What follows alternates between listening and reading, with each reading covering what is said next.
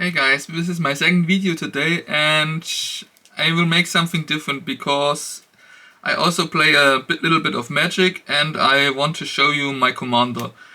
It's already been 2 months since the last Magic set has arrived, and so I want to show you my commander deck featuring the Tribal Vampire and Edgar Markov.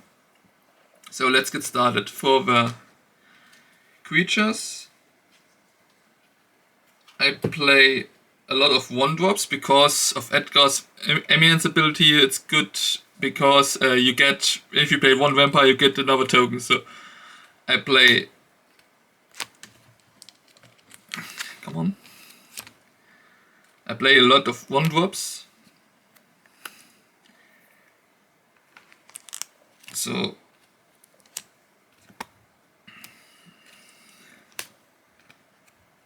eight 1-drops, and yeah, they're pretty self-explanatory because they are the best 1-drops with vampire type. Yeah, so next there are 2-drops. They are also pretty much, but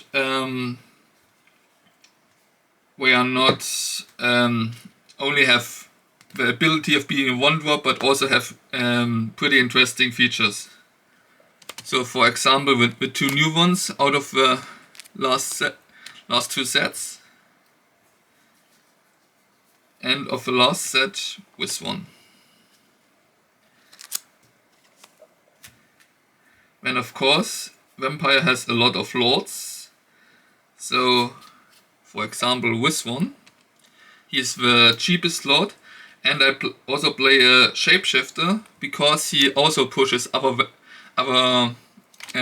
species. If you say vampire for him, he also push every other vampire +1/+1. So next we have draw power.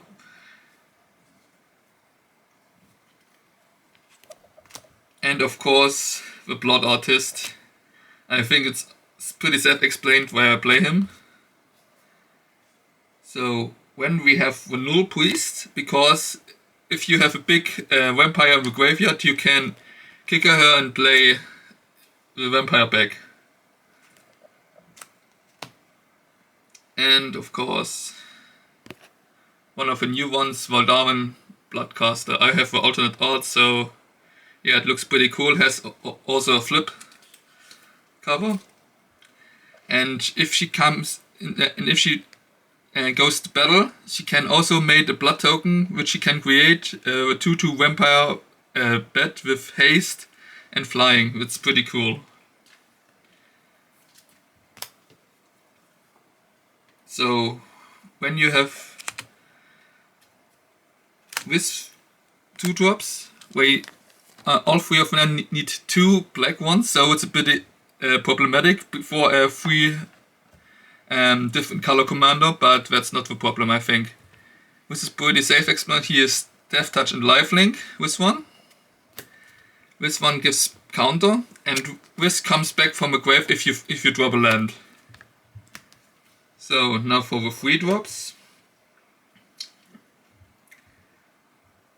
I play Florian and the Stormy Captain. The Captain is pretty good because he gives every other vampire +1/+1 and first strike. And it's pretty good because you have already your lifelinks, and you have also sometimes Death Touch, and this is pretty good for this. And with Edgar's ability to make more tokens, you can very good play him because he can take over a enemy's creature by typing 4 other vampires, and that's pretty good, I think. If you have played 2 vampires and then play him, you already can control over another enemy's creature. So when you play Drana, Liberator of Malakir, and the Plunderer, he is pretty good because he has flying, Death Touch and Lifelink, and she has flying and first strike, and she gets boost if she battles, and he gets boost when he comes into play, and that's pretty good for So, and Another 2-drop is the Undead Palisan. Yeah, I think it's pretty safe. He can't be destroyed if he this turn if you sacrifice another creature. Yeah.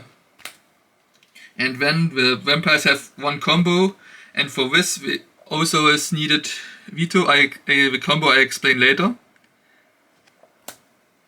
So when you have 4 drops, so you have Elenda, she's pretty self-explained. If she dies, she produces 1/1 lifelink white vampire tokens, and she gets, every time a other creature dies, she gets +1/+1. So she can, if she stays late more on the field, she gets more +1/+1 cards, and after she dies, she gets a lot of vampire tokens.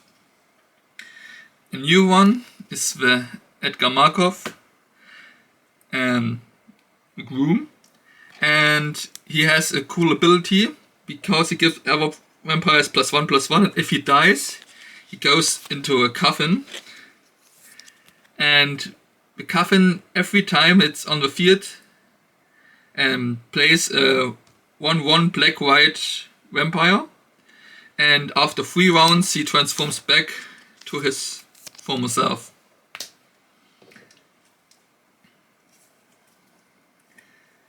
Another one is the Sanctum Seeker. Sanctum Seeker deals the enemy +1 life damage, and you gain +1 life because every time a vampire attacks, he does this. So if you attack with 10 vampires, the enemy gets 10 damage and you get 10 health only because of his ability.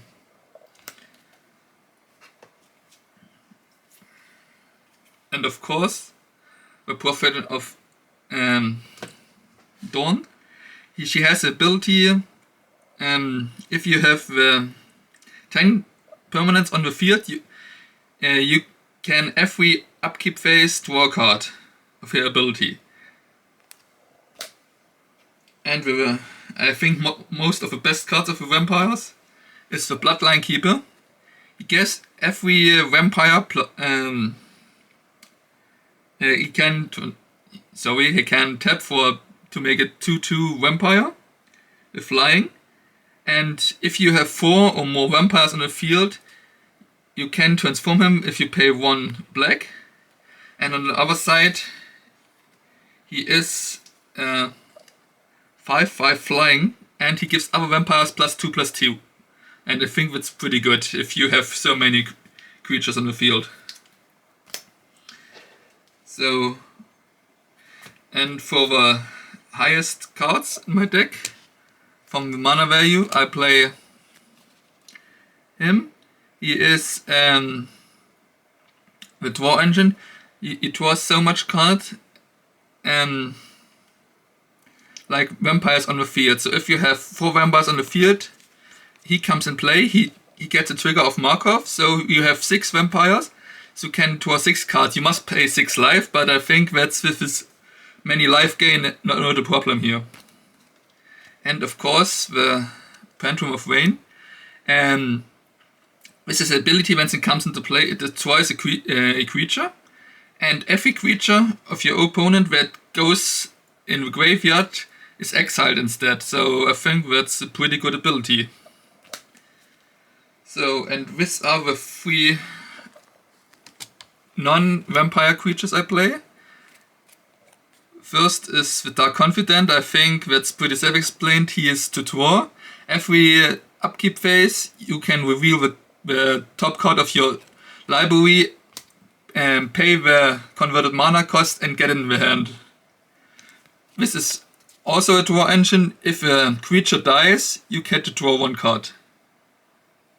Yeah, and it's pretty good with Clamp, that I explain later. And this is the same as the Veto. And for example, one creature gains the ability to lifelink, or the other ability is when you gain life, the opponent loses that much life. So this was Those were creatures. Now I come to the instance first. So for instance I play only 5. I think you know this one. The tutor. The vampiric tutor.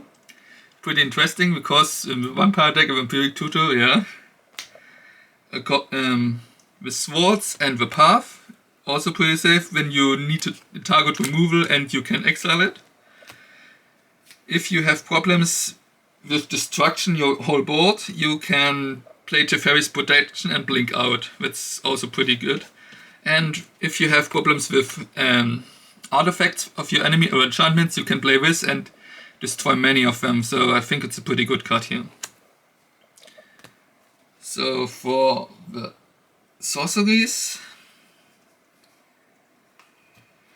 I play 1 Demonic Tutor. Yeah, the tutor's pretty safe to explain, I think. Then Dam to loop the board. Torment of Hellfire. If you have a problem with your enemy has only 3 life left, but you can't get over something, you play this and he has a problem. Then of course to bring all the vampires back if we are in the graveyard, you play this one. And if you have most of the time less hand cards than your opponent, you can play the wheel and yeah, get the advantage of this. So for the enchantments,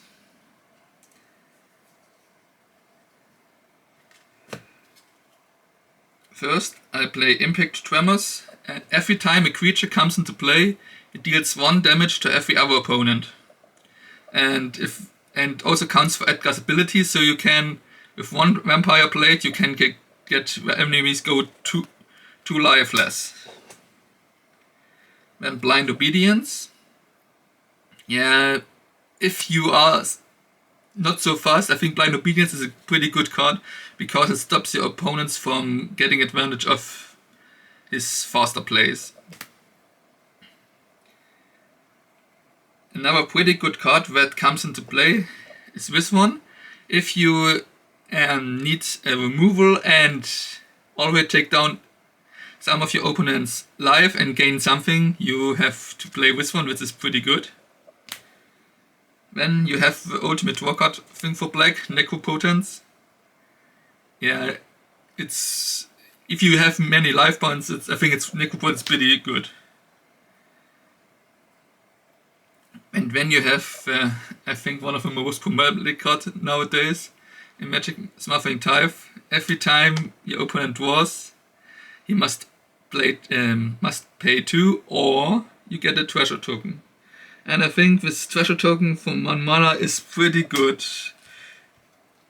So, and now for the combo, you have these 2 cards. Exquisite Blood and Sanguine Bond. It says if your opponent loses life, you gain life, and the other says if your opponents, if you gain life, your opponent loses life. So this is an endless combo, and yeah, he's dead if you gain life with these 2 cards. The only downside is because both 5 mana, and it's pretty rough for vampires. So for the artifacts,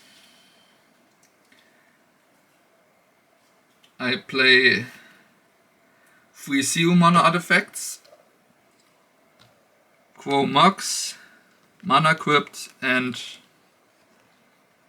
Jubilant Lewis. I think this the most 0 or 1 mana for vampires is to gain value of mana, and Jubilant Lotus is pretty good because Markov costs 6, and to choose him by 3, you can already play Markov in the 3rd turn to get advantage of the field and to push your other vampires by 1 every time. So for the 1 mana, everyone's favorite, the Soul Ring, and of course the Skull Clamp, because your tokens already are 1/1, and if you go with the Skull Clamp they die and you can draw 2 cards, so I think that's pretty good.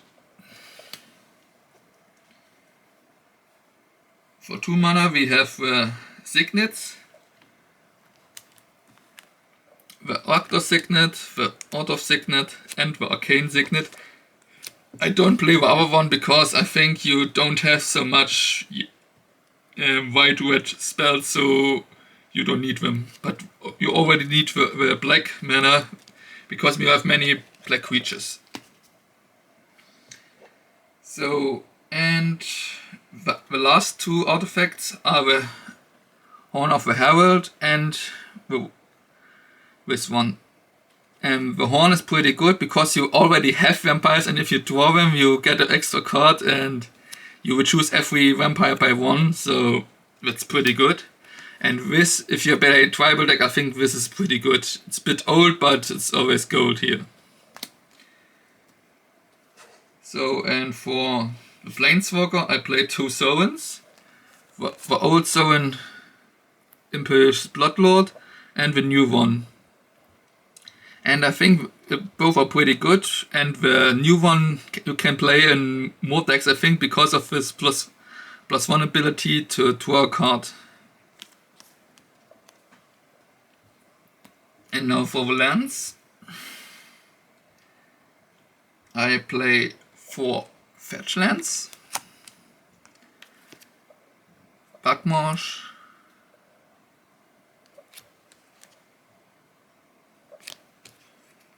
Yeah, most likely to search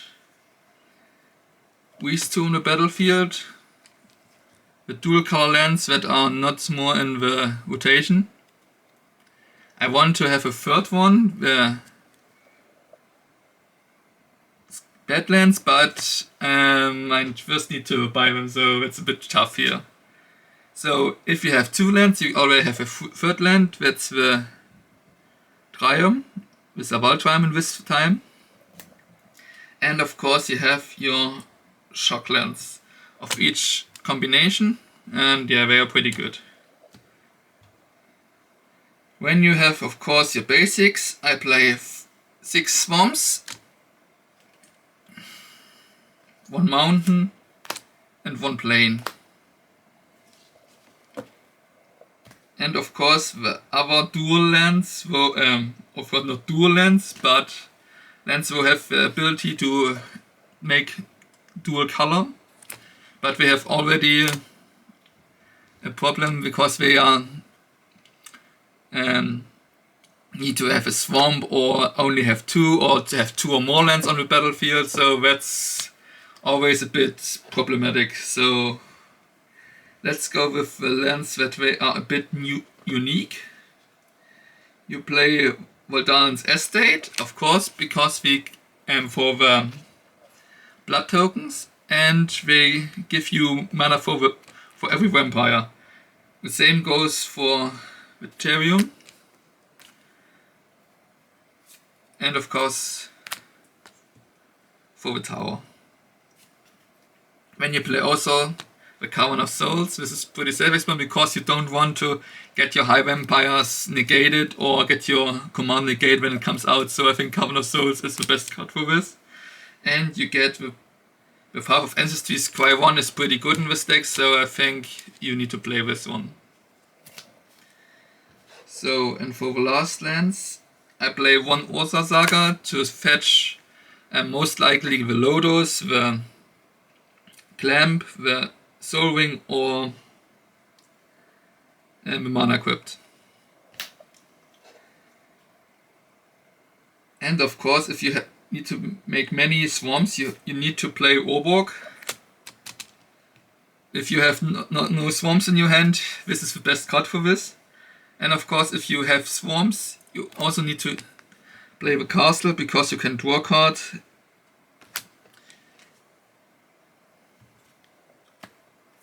And of this guy, if it's gain life ability, you can also gain life with land, with Ward of Archangel. And the last card is the City of Brass.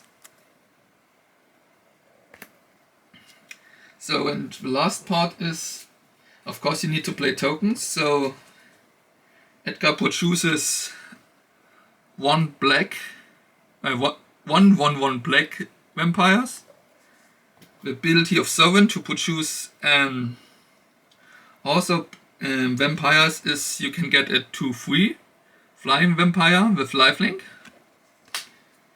Then of course you have the blood token. And you also can produce with the Lena 1 white lifelink vampires. And of course also you can get 2/2 black vampire with flying. So that's everything for my commander, Markov. And if you have anything better to say about this commander, and if I do something bad, you can just say it in the comments, and yeah, thank you for your attention.